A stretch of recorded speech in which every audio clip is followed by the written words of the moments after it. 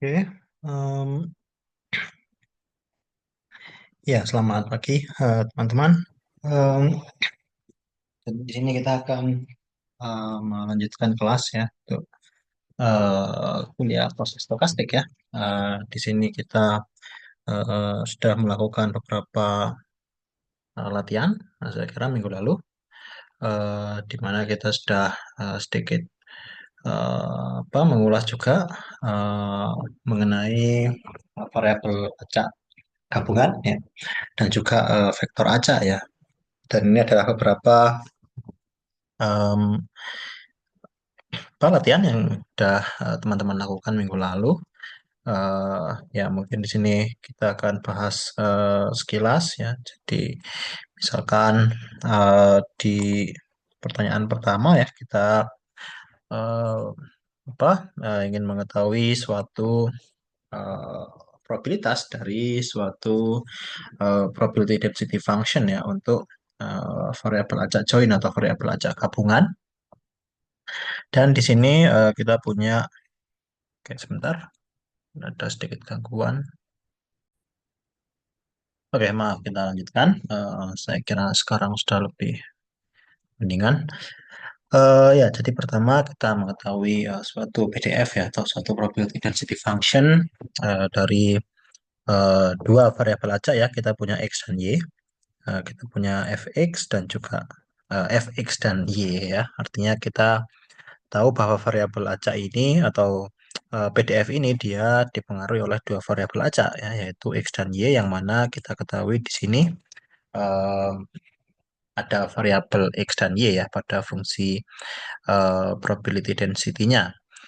Em, Oke, ya untuk mendapatkan suatu probabilitas tentu kita melakukan integral ya, melakukan integral sebanyak berapa jumlah variabel acak yang kita punya. Jadi misalkan kita punya 5 ya kita integralkan 5 kali, kita punya 3 kita integralkan 3 kali, dan kita punya 2 ya kita integralkan 2 kali ya.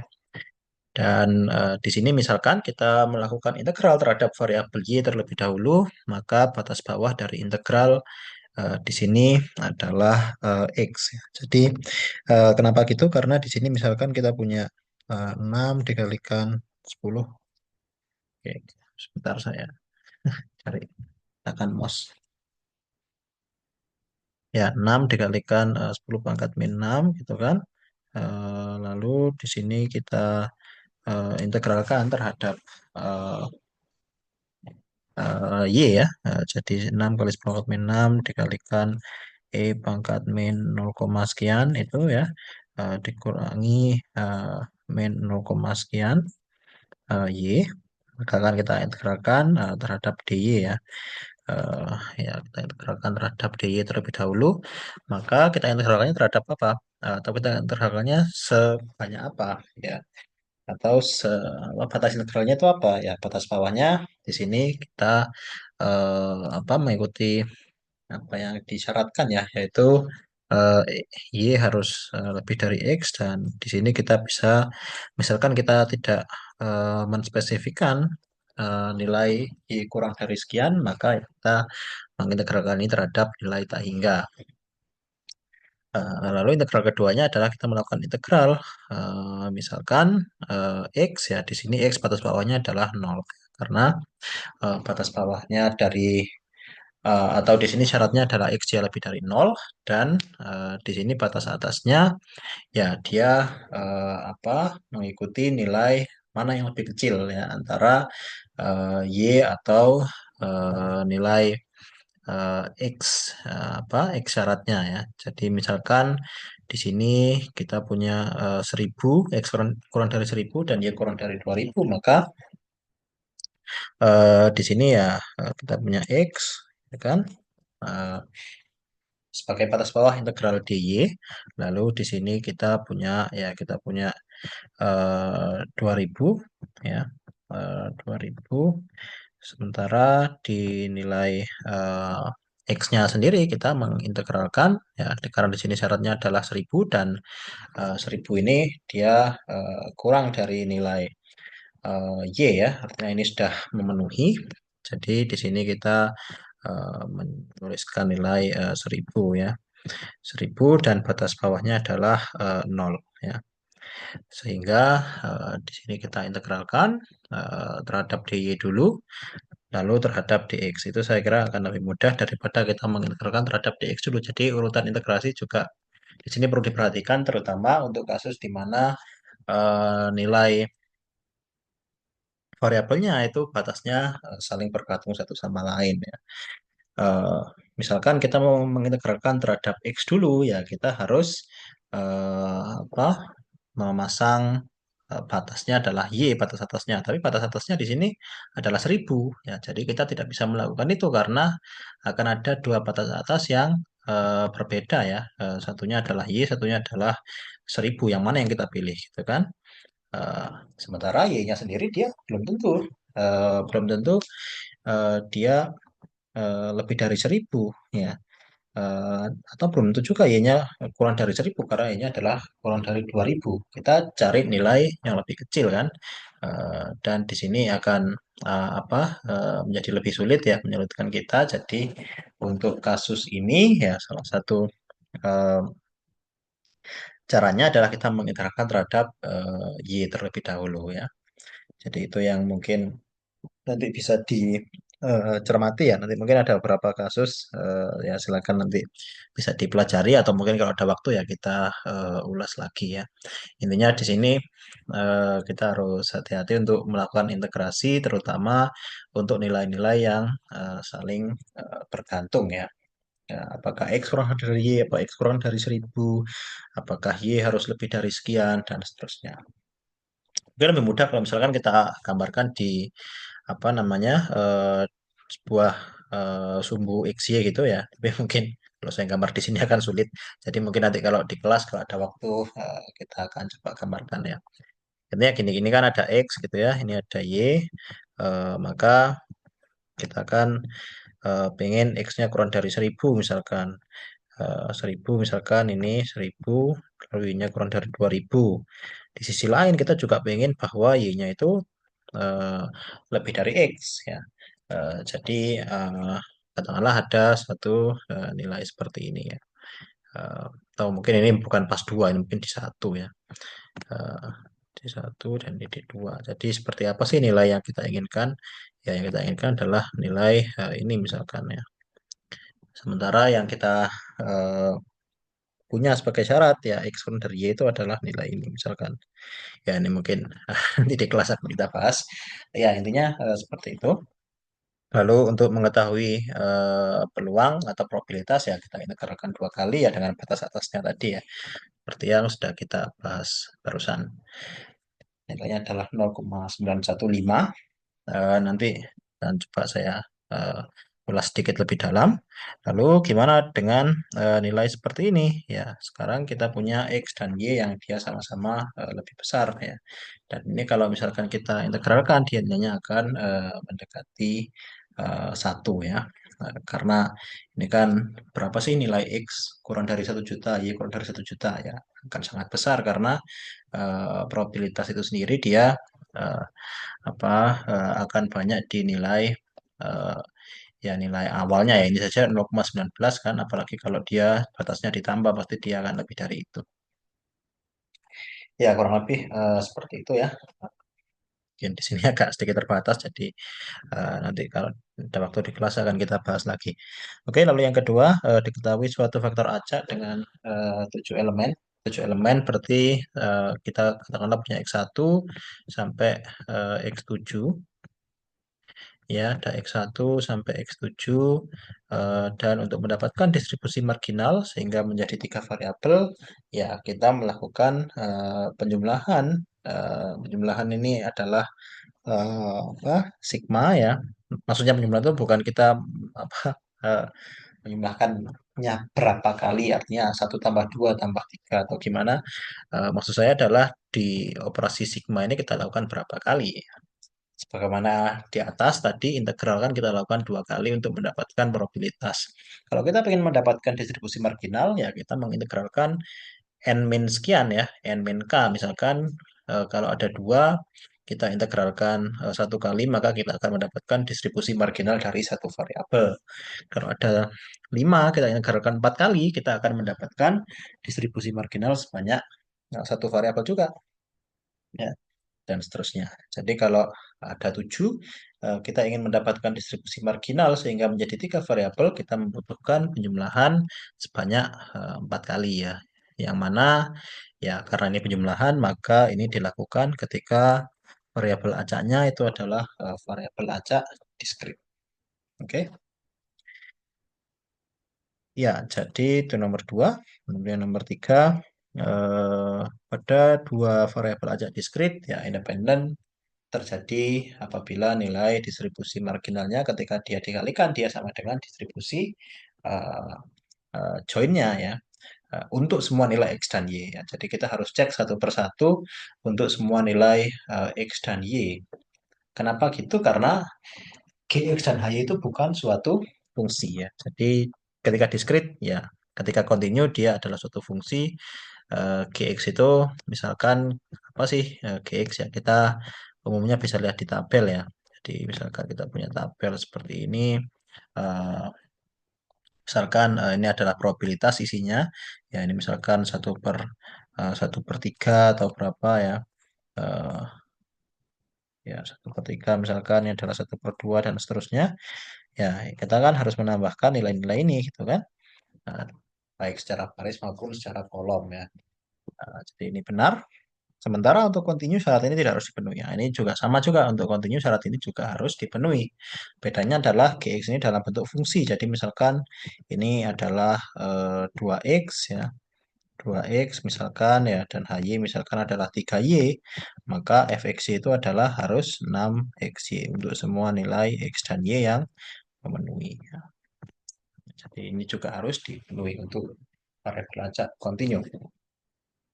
Oke, lalu yang keempat, jika diketahui variabel acak gabungan ya dengan fxy sama dengan cxy, x adalah satu atau 2, jadi ini diskrit ya, y juga adalah antara satu atau 2, agar fungsi tersebut menjadi suatu probability mass function yang valid, maka jumlahan dari nilai fxy untuk seluruh x dan y adalah satu ya. Seluruh x dan y itu apa artinya ya? X adalah antara satu atau 2, Y juga antara satu atau 2.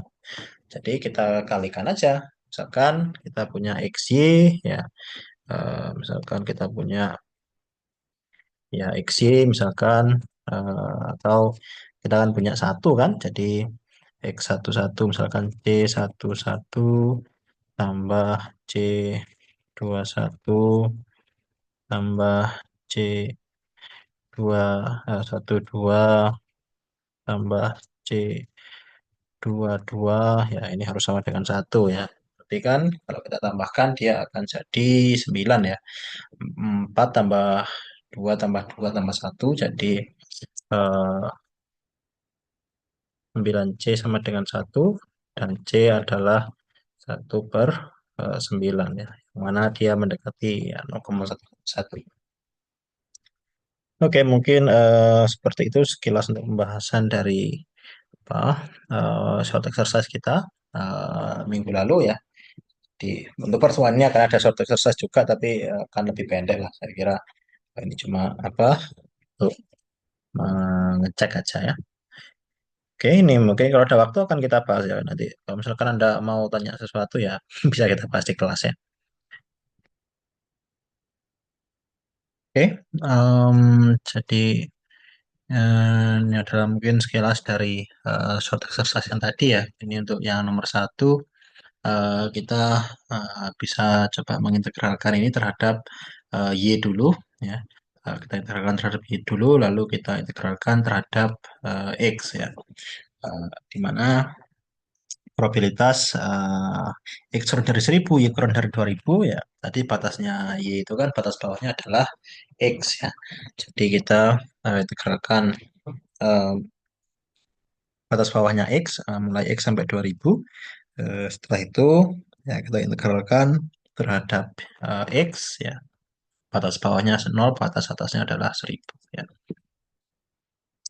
Oke ya, jadi seperti itu.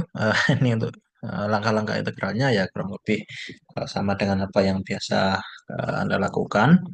Cuma ini ada E pangkat sekian ya, jadi mungkin akan sedikit lebih kompleks, tapi saya kira untuk cara integrasinya ya, metode integrasi dan seterusnya akan sama ya. Oke. Ya, jadi selanjutnya adalah kita sedikit membahas vektor acak Gaussian dan kombinasi variabel acak ya. Nah, kita mungkin sedikit kembali ke apa definisi independensi sebelumnya. Jadi ketika kita punya variabel acak X1, X2 sampai Xn, mereka itu disebut independen ya. Jika untuk semua nilai X1, X2, dan Xn, ini untuk semua nilai-nilai di variabel acak tersebut, ketika diskrit, ya, maka hasil perkaliannya harus sama dengan nilai distribusi probabilitasnya ya atau PMF-nya.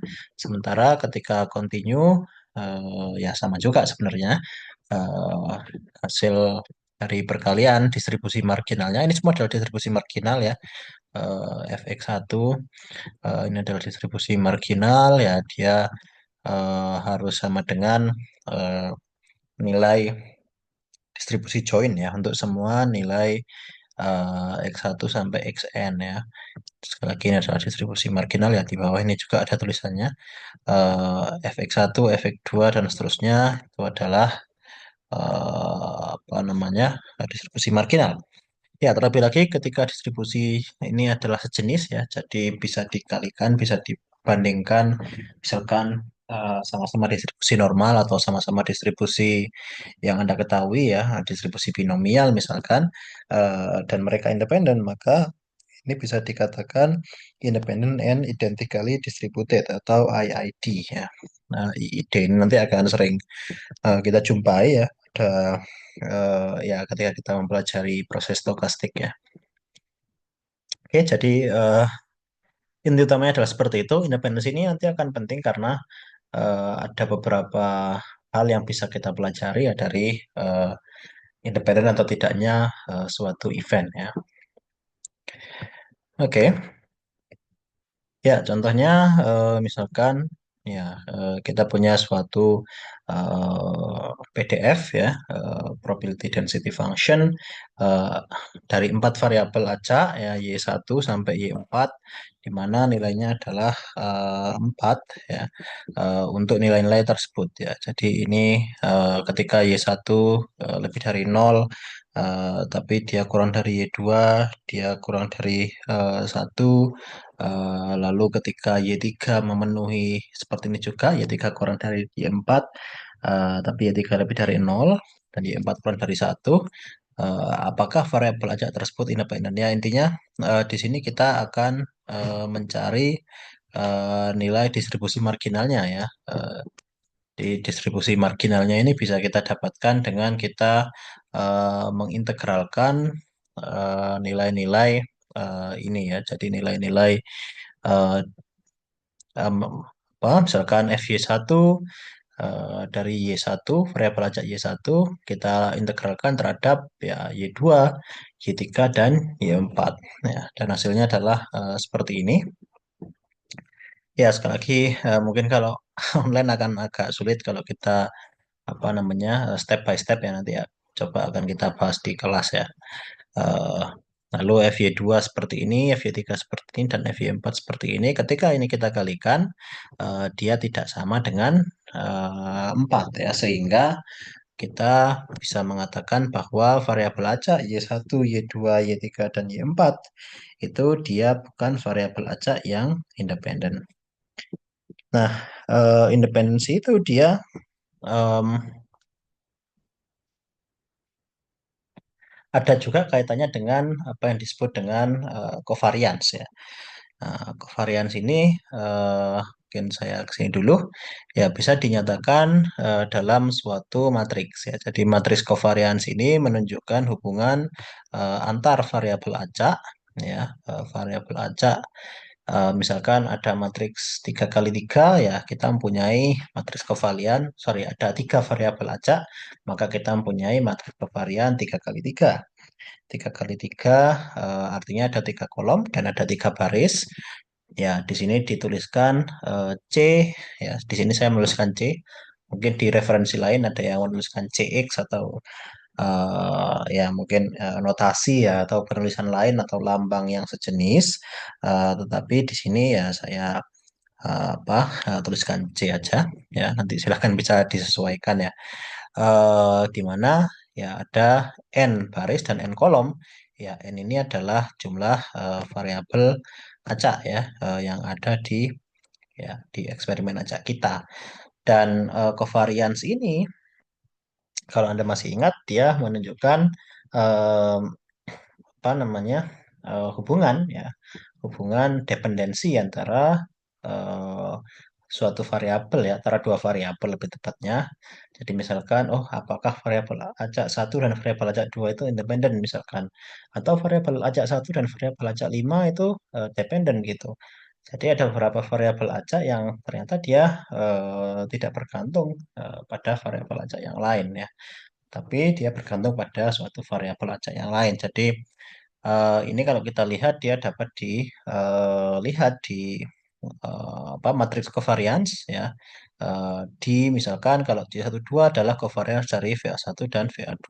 Jadi vektor variabel acak satu dan variabel acak 2 itu bisa kita lihat di apa namanya baris atau kolom ini ya di suatu pengukuran. Ini contoh aja. Ini saya apa, agak ngarang sebenarnya. Ini contoh gimana kita bisa menyajikan ini ya.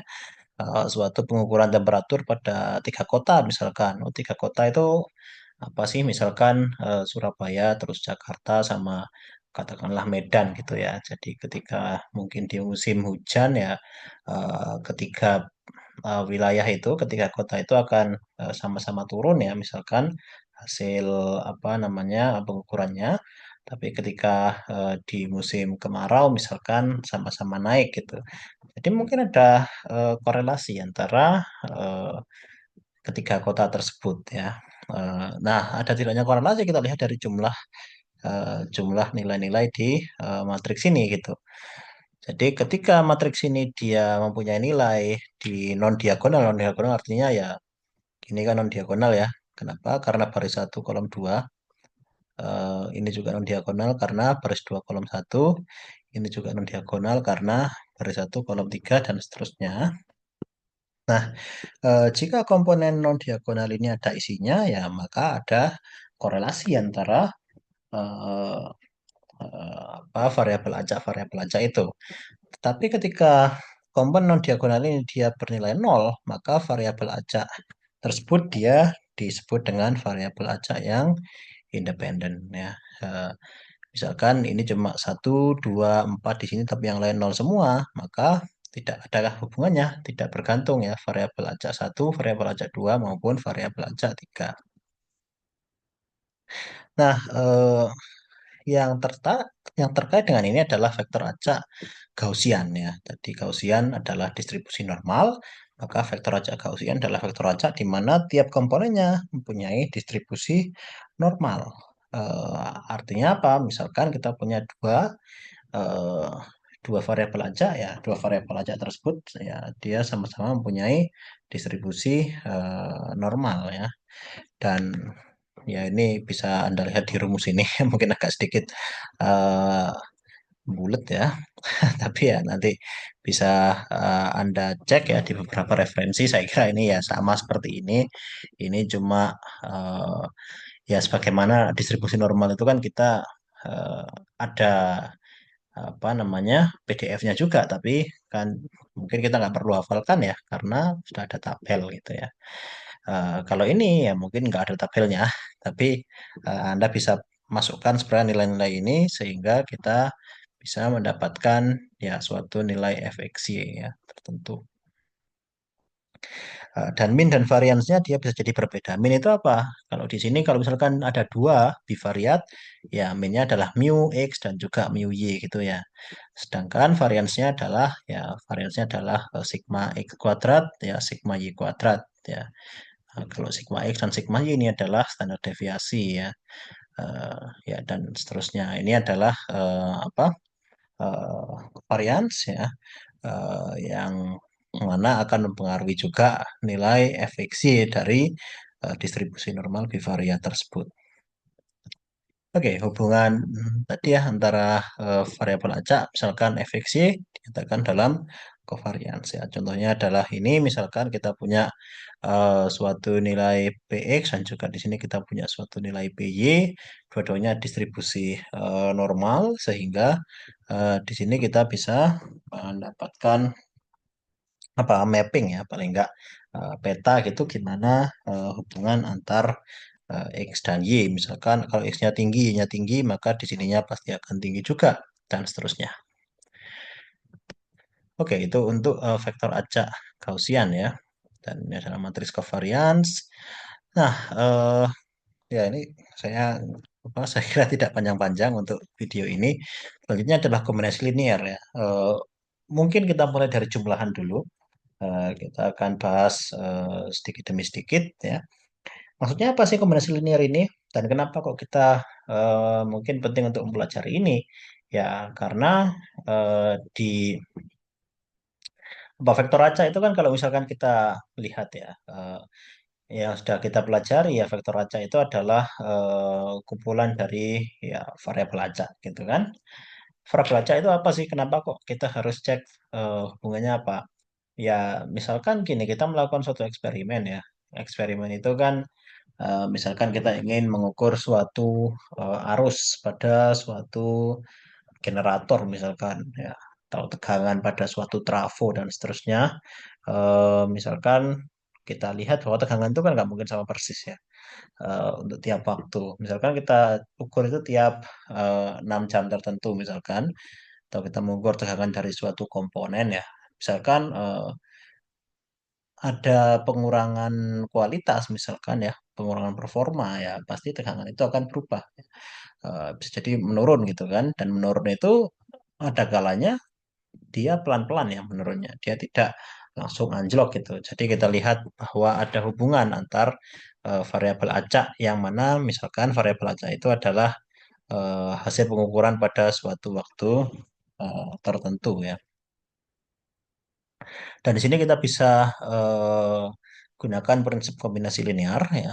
Sekali lagi ini dapat berupa penjumlahan atau perkalian konstan. Mungkin kita mulai dari jumlahan dulu. Nah, ada dua kan ya, ada min dan juga ada varians. Jadi kalau min itu adalah E ya, atau momen pertama kalau Anda masih ingat. Eh, Ya, E ya. Jadi kalau min dari jumlahan variabel acak itu adalah sebenarnya jumlahan dari masing-masing minnya ya. Jadi kalau variabel acaknya adalah Sn sama dengan X1 sampai Xn, satu X2 misalkan ada 10 ya sampai X10 gitu. Jadi ini adalah S10 misalkan. Jadi min dari jumlahan semua variabel acak ini adalah jumlahan dari masing-masing min ya. Jadi ini kurang lebih sama dengan prinsip linearitas ya. Sementara varians ini V, eh, ketika variabel ajaknya independen. Jadi kalau kita lihat di matriks kovarian tadi, ketika matriks kovariannya elemen non diagonalnya bernilai 0, maka dia independen kan?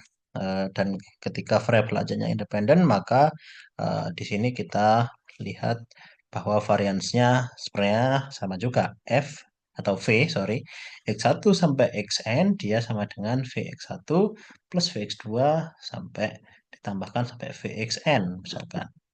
Sehingga jika variabel acak tidak independen, maka secara umum kita mendapatkan ya tidak sama jumlahannya ya. Vx1 sampai Xn sama dengan atau tidak sama dengan Vx1 ditambah Vx2 ditambah Xn. Jadi ini tidak sama. Sementara kalau bin dia adalah sama ya. Oke. Nah, sekarang kita masih ingat matriks covariance ya. Di sini dituliskan cov, ini mungkin saya nggak terlalu konsisten ya, nanti kita konsistenkan aja ya. Mungkin kita pakai C bisa atau pakai cov juga bisa. Sebenarnya variance itu adalah jumlahan dari covariance dari matriks itu. Jadi semua elemen itu kita jumlahkan. Jika variabel acaknya tidak independen, maka secara umum dia adalah jumlahan dari semuanya plus jumlahan dari elemen yang non diagonal. Ini sebenarnya adalah elemen non diagonal ya. eh, dari 1 sampai n-1, dari eh, I plus 1 sampai n ya. Atau kalau misalkan kita pengen lebih simpel ya kita jumlahkan aja. Ini kan sama ya. Sebenarnya yang kita ubah kan batasnya. Ini adalah ya ini dikurangi ini gitu. Sedangkan kalau ini ditambahkan ya dia adalah sama dengan nilai jumlahan covariance dari semua nilai XI, pasangan XI dan XJ ya. Dari I-nya mulai 1 sampai N, J-nya juga mulai 1 sampai N. Ya. Oke, jadi seperti itu.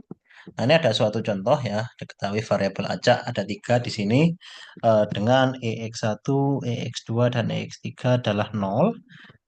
Dan matriks covariance-nya dia dinyatakan dalam atau nilai di matriks covariance-nya dia dinyatakan dalam persamaan ini. Ini persamaan ini dapat dari mana? Ini adalah dari soal ya. Ini kita umumnya tidak tidak apa mendesain ini, tapi kita mendapatkan nilai ini dan kita mencoba dari nilai ini apa yang bisa kita simpulkan atau apa yang bisa kita pelajari. Ya, lalu tentukan nilai min dan varians ya dari Y misalkan jumlahan dari tiga variabel acak. Nah, variabel acak itu dia mempunyai expected value atau min yang nol. Jadi ada variabel acak X1, variabel acak X2, variabel acak X3, mereka nilai apa namanya em, minnya dari tiap-tiap variabel acak itu adalah nol ya. Ya, tentukan nilai min ya. Jadi minnya ya nol semua karena tiap-tiap minnya adalah nol. Lalu matriks covariance di sini adalah eh, cov. Nah, ini kita dapat dari mana nilainya? Ya, kita dapat dari nilai COV seperti ini ya 0,8 ya 1 I min C ya. Lalu nilai variansnya adalah jumlahan dari semua ini ya.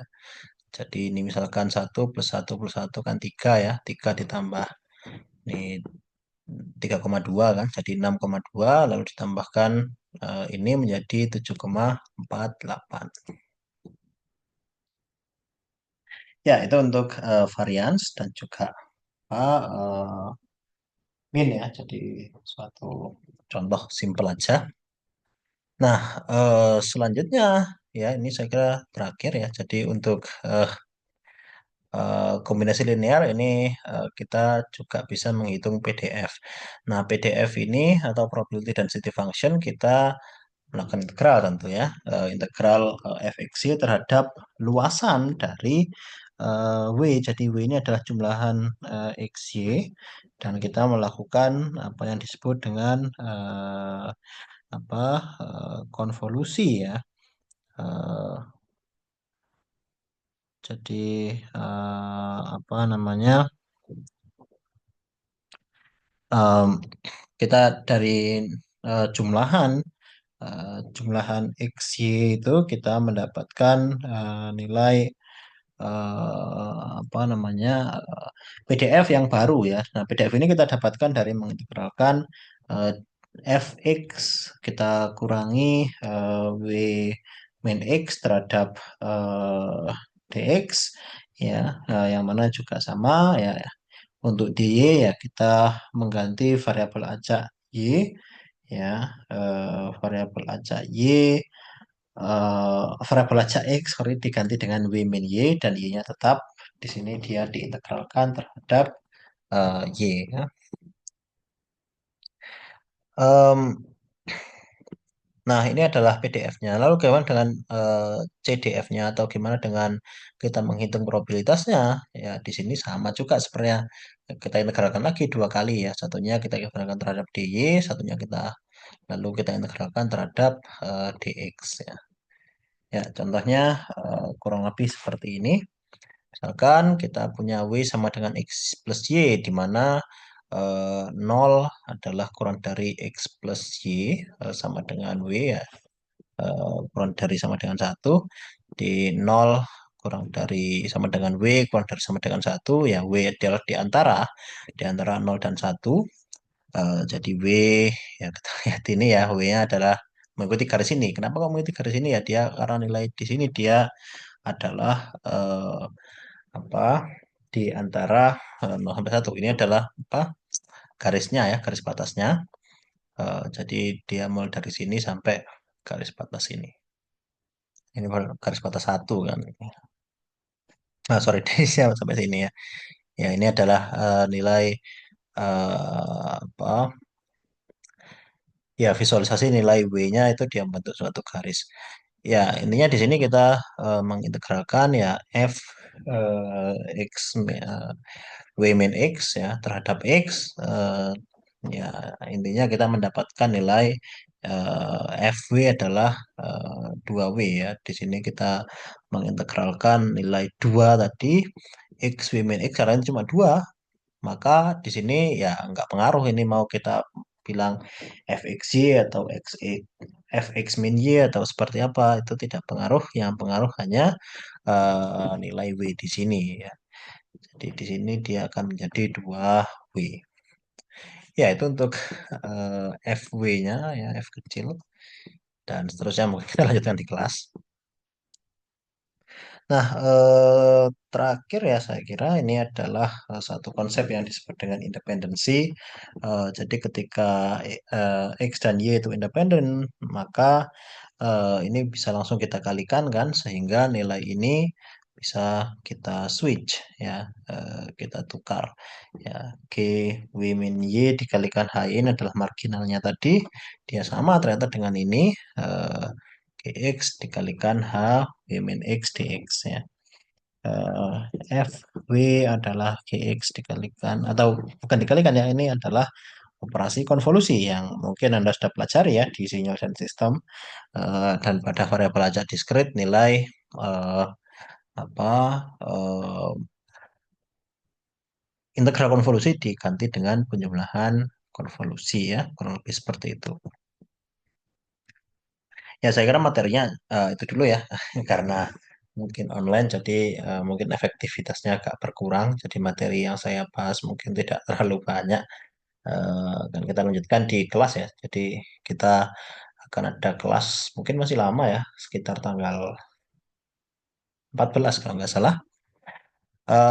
Ya, jadi sementara Anda mengikuti alur kelas ini, ya, selanjutnya.